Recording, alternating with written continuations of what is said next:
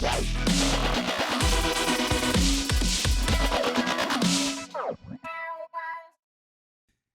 everyone. Welcome to this edition of the Ask Barry V Show. I'm Barry Vanover. This is my partner, Miles Baker. Mr. Baker, I want to go ahead and start this show with a shameless plug of the show. Right. So every show I'm going to do a shameless plug, and I'm going to shamelessly plug our new consulting program, which is the Business Maximizer. You can see this at a website, MA for martial arts, MA Business Maximizer. If you ever wanted a program that's going to teach you all the systems of a martial arts school, running a successful, profitable martial arts school, all the detailed systems that our own schools, our other consulting clients, and all the premier martial arts studios operate from, this would be your program. And we've designed this program in a manner and at a cost that is less than half of a new student per month. So, and if you can't grow by doing this program, you need to reconsider what you're doing in the martial arts industry. Okay, so go to the website and you know what? At least take a look, listen to the video and look at the content. And if you're interested, contact one of us and we can go over the details of that program. That's mabusinessmaximizer.com. All right, so let's do the tip. Since we did a shameless plug, let's do a tip of the show. So, this weekend, last weekend, Danny Vergara, one of our managers at one of our studios, had been out and he had done school talks, and him and some of the other instructors did our school talk system, which led into our mass intro procedures at one of our locations. And then I did a little bit of rockstar teaching. And rockstar teaching is the instructor that kind of jumps on the class for a bit, sees everybody, teaches the most exciting part of class, and then leaves, right?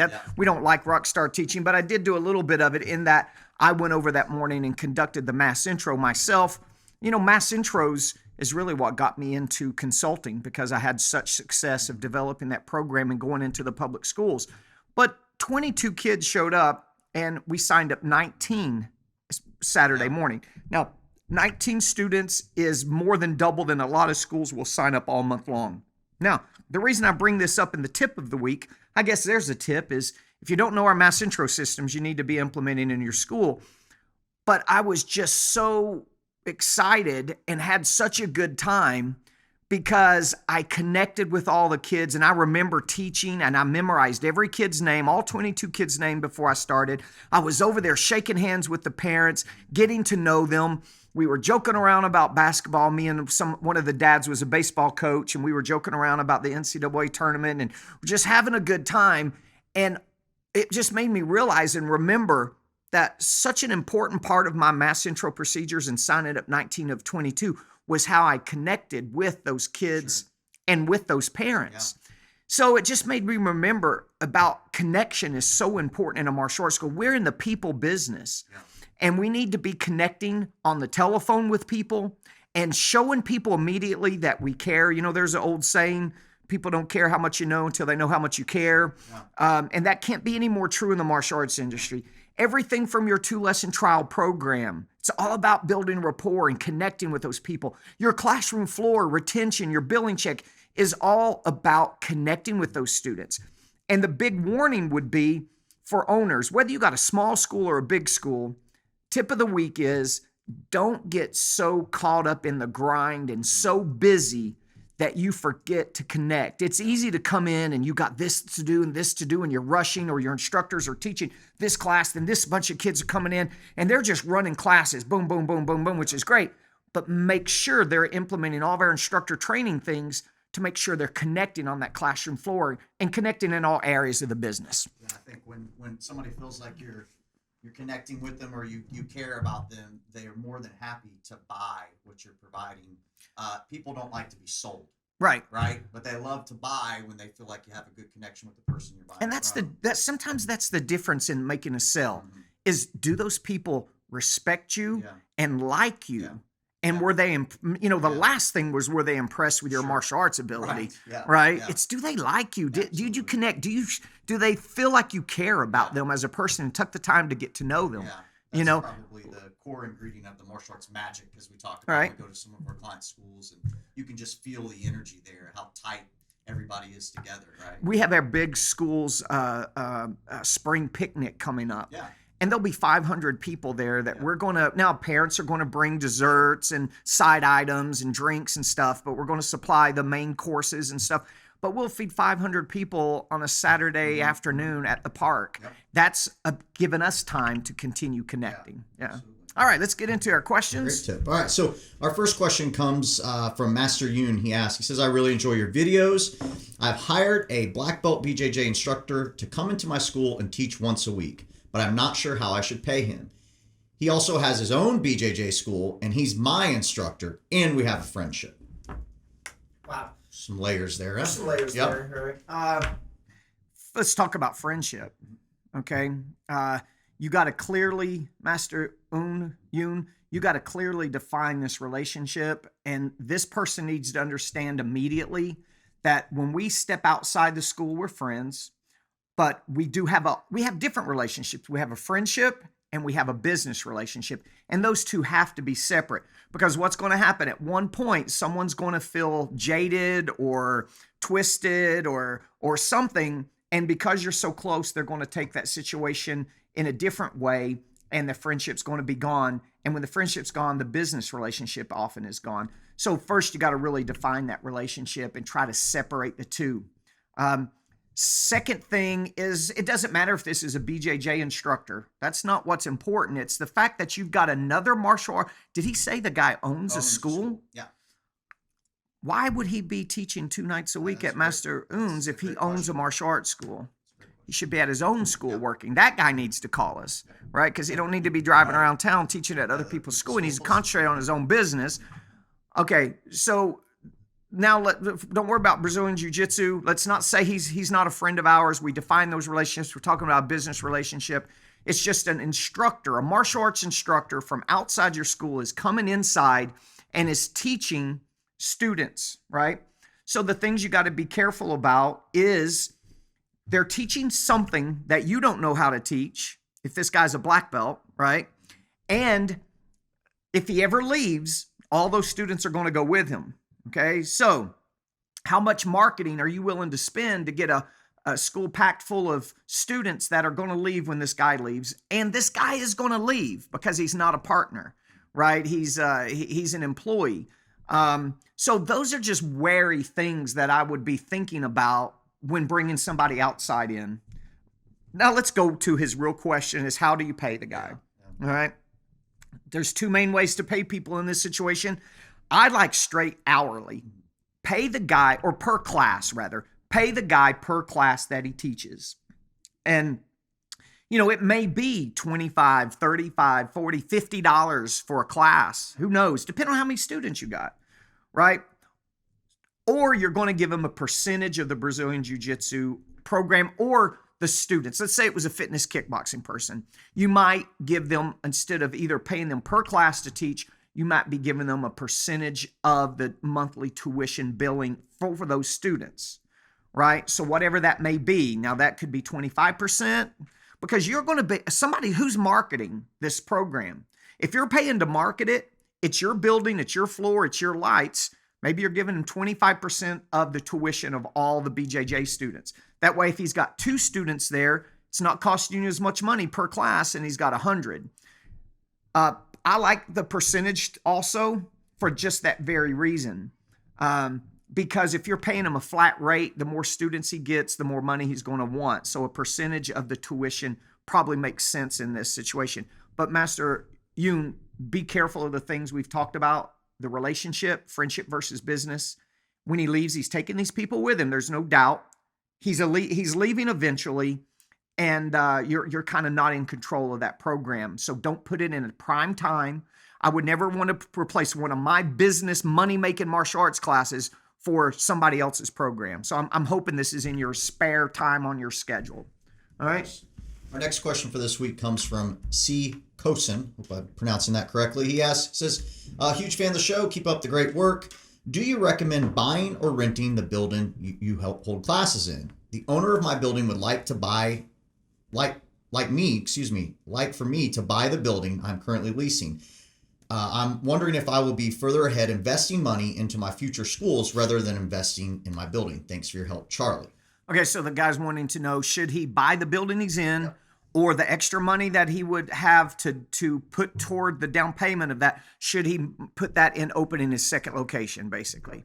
Okay, so you know this because you've been working with me for years. My theory on location is the most important thing. Okay, now there is no doubt that if you can own your own building, it's not even your own building, it's just real estate in general is a great investment. And if you can own your own building, there's a lot of benefits of being your own landlord, reducing your monthly rent probably. So, and then paying for something over a period of time and then being able to sell it someday and put it toward your retirement. Brilliant idea. Awesome. Everybody should hope to want to do that someday. Unless the building is in not a great location and your business is going to suffer because the location is not good. So I would never want to own my own building just to own the building. I only want to own the building if the location is great and I would want to do business there no matter whether I owned it or not. So location is the most important thing first. Then if it's a great location and you can afford to buy it, do so. Now, man, these are complicated questions today, right? Now that you've got the other aspect of this, which is, should you buy the building versus going and open your second school? That has to do with staffing. Are you ready to open your second school? See, I can't answer a lot of these questions for you because I don't know enough information and I don't want to lead you guys wrong. But let's say you're fully staffed. You can open up the second school. You never have to be there as the owner. Your first school is going to run exactly the same, and you're opening up an all brand new school with brand new, awesome trained staff ready to go. In that instance, you're going to make a lot of money fast from the second location, probably if you've got good systems, probably more than what you would make from saving rent or buying the building. And the building's probably going to be there for a while to buy anyway. So if you're staffed, ready to go, let's open up that second location and buy the building next year, right? If you're not staffed, probably you're not, that's a different conversation. You're probably not ready to open up the second school. So a lot of school owners open up their second school and they're not really ready for it. So that's kind of a weird question. So, man, I don't even know if I answered this question. I hope so. Best with the information. Yeah, that one might be, give me a call, Charlie, and we'll talk about that because there's a lot of curves and turns on that one. Our next question for this week comes from John K. He says, I have a student making false claims to the Better Business Bureau to get out of a membership. What should I do? Man, how nasty are people sometimes? I don't understand. All that fake Google reviews or just people that haven't even trained at a school. Yeah. A friend of mine, Gary Craig in Texas, had a guy that had never been to his school write a bad review on Facebook. Yeah.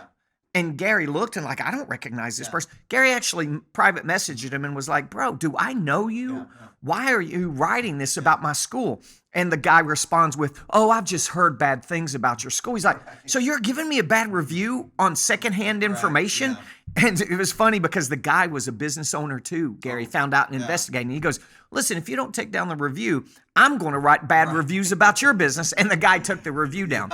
But man, with the whole thing with Facebook and Google reviews and Yelp, man, we're at these people's mercy sometimes because a lot of people do look at those reviews. So, but that's not even the question. The question's about the Better Business Bureau, right? So these people have gone to the Better Business Bureau, made some claims that the owner says isn't even real, and how should he handle it?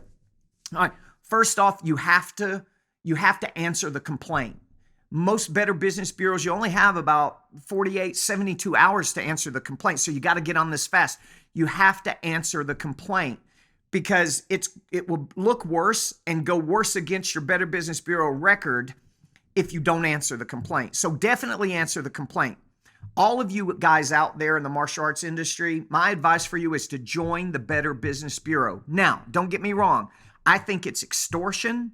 I think it's BS that some organization can charge us money that if somebody complains to them, they're going to help us take care of the situation. Right. And that's in essence what happens. If you're a member of the Better Business Bureau, they help you take care of it and wipe that away a lot cleaner than if you're not a member, which is extortion. Yeah. Okay. However, It's a good idea for all of you to be members for what little bit it costs per year. Answer these complaints. And if you're a member, they're going to help you take care of it real quick. If you're not a member, answer the complaint, and as long as you answer it, you should be okay. Now, as far as the student you have that it cares enough to fake a complaint to the Better Business Bureau to get out of a membership is what they were doing, did he say? Yeah. Man, now that's a different whole conversation. What do you do when somebody wants out of a membership? Here's my thinking. This person wants out so bad that they're willing to lie and cheat and go to the Better Business Bureau. What happens if you answer the complaint and you don't let them out of the membership? Yeah. Now they're going to Google review, Yeah. they're going to Facebook bash you. It might be more trouble than it's worth to just cancel their membership and go on. And people are like, well, I don't want to cancel memberships. What's the point of that, Mr. Vanover? You tell us to have memberships. I didn't say cancel all memberships. I said cancel this crazy lady that's causing real problems, because 90% of the people that sign an agreement, if you don't let them out, they're just going to pay it. Nobody wants their credit hurt anymore. Nobody wants to be turned into the credit department or credit agencies or anything like that. Most people are going to pay the memberships. Every now and then you're going to run across a person like this, and sometimes it's best just to let them go and get rid of them quick. Yeah. Absolutely. Our last question for this week comes from Brian S. He says, I've heard of your mass intro systems, but don't quite understand them. Can you explain in more detail what this program is about? Oh, man. We just talked about mass intros a little bit.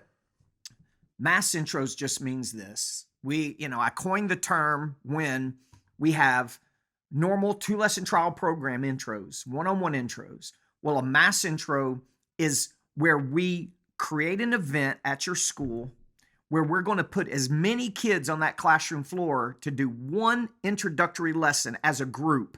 That's why it could easily be called a group intro, but I just called it mass intro because I had tons and mass amounts of kids coming to these things. And we do a presentation and we make them a special offer that day, today only offer to sign up. Then there's lots of marketing, different types of marketing that goes on to get them to show up for that weekly Saturday morning at 10 o'clock event. And then, of course, having the right presentation to teach to the kids and the families that's moving, motivating, exciting, and leads to a great call to action that they can't refuse to sign up that day. It's just too good of a deal. So that's really what a mass intro is. Now, I can't teach the entire mass intro systems right here for 2 reasons. 1, it takes too long, and 2, you got to pay me for that. Okay? So, what other questions we got? That's all the That's questions it? for this week. Yep. All right. So, guys, take a look at mabusinessmaximizer.com. By the way, shameless plug number 2, we just came out with Kids Safe. Speaking of mass intros, we just came out with Kids Safe Workshop. It's video. It's scripts of how to teach our Kids Safe program workshop. You use this as mass intro presentations, certain times of year, all the marketing materials, PowerPoint presentation that you use to teach the group of kids coming in, all of that, $197, one-time fee, and that is at kidsafeworkshop.com. Okay, and that's probably on the bottom of your screen. Okay, all right, guys, thank you so much. We'll see you next week.